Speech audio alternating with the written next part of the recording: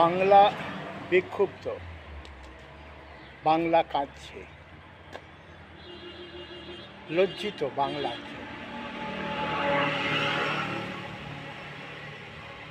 দিকে দিকে আগুন জ্বলে উঠছে, বঞ্চনা,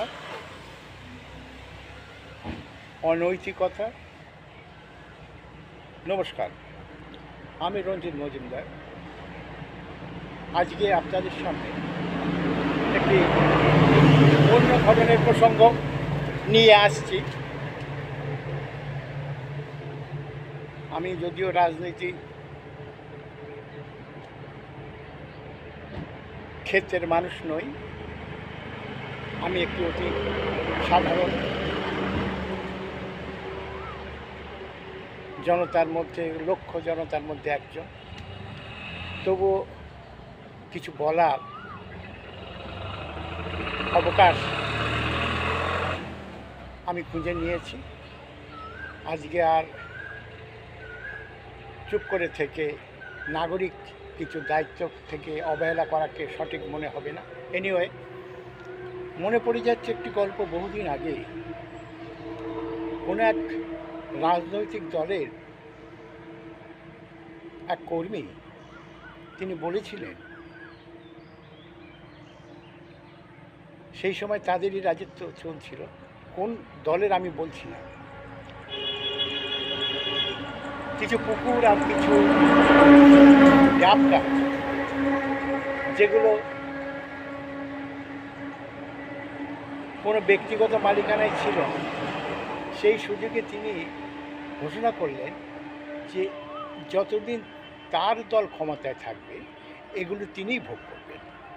কিন্তু ওই পুকুরের পাড়ে যে ভদ্রলোক অতি দৈন্যভাবে বসে আছেন, তিনি তার জল ভোগ করতে পারবেন না, তিনি তার কোনো মাছ ধরতে পারবেন না। তা এই যদি পরিস্থিতি হয়, তারই প্রতিফলন দেখলাম ব্রাত্য বসুর কথা, যে চাকরি আমাদের, আমরা কিভাবে সেগুলোকে বন্টন করব, এটা আমাদের নিজস্ব ব্যাপার।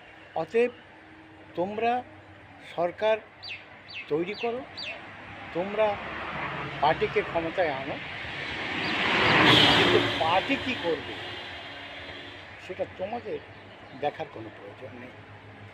এই পরিস্থিতির মধ্যে দাঁড়িয়ে আজকে এই যে 26,000 কাছাকাছি মানুষের চাকরি চলে গেল, তার জন্য যে নির্লজ্জভাবে প্রশাসনের দায়িত্ব এড়িয়ে মুখ্যমন্ত্রী থেকে দলীয় সমস্ত কর্মকর্তাদের লজ্জাহীনভাবে অন্যকে দোষারোপ করার যে প্রক্রিয়া চলছে, এর মধ্যে লজ্জা ছাড়া আর কিছু অবশিষ্ট নেই। চাকরি পশ্চিমবঙ্গে উপযুক্তরা কখনোই চাকরি পাননি, দু একজনকে বাদ দিল, সে যে কোনো সরকারের আমলেই হোক। আমার জ্ঞানত সেই সিদ্ধার্থ শঙ্কর রায়ের আমল থেকে শুরু করে জ্যোতিবাবুকে ফেলে আর আজকে মমতা ব্যানার্জি, তা দোষ আমি কাউকে দিতে চাই না, কারণ একটা ট্রেন্ড সেট হয়ে যে রাজনীতি করা লোকেরাই চাকরি পাবে, চাকরির সুযোগ সুবিধা তারাই গ্রহণ করবে। আজকে চিৎকার চেঁচামেচি করে কোনো লাভ নেই। সেইটা হয়তো বৃহৎ আকারে দেখা দিয়েছে। আজকে বলে না, কোনো জিনিস ছোট থেকে আস্তে আস্তে আস্তে আস্তে আস্তে একটা বিশাল আকার ধারণ করে, সেটারই শেষ পরিণতি আজকে এখানে দেখা দিয়েছে। আর আপনি যেটা করবেন সেটা আপনার দিকে অতি দ্রুতভাবে ফিরে আসবে।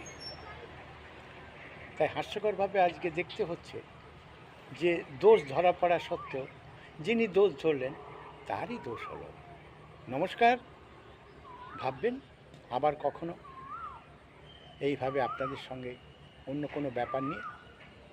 সরি, আমি রাজনীতির লোক না, তবু সমাজের রাজনীতি যেভাবে মানুষকে বিভ্রান্তি এবং ধ্বংসের পথে ঠেলে দিচ্ছে, তাই জন্যই এই ঘটনাটি আপনাদের সামনে শেয়ার করলাম। নমস্কার, শুভ সকাল, ভালো থাকবেন।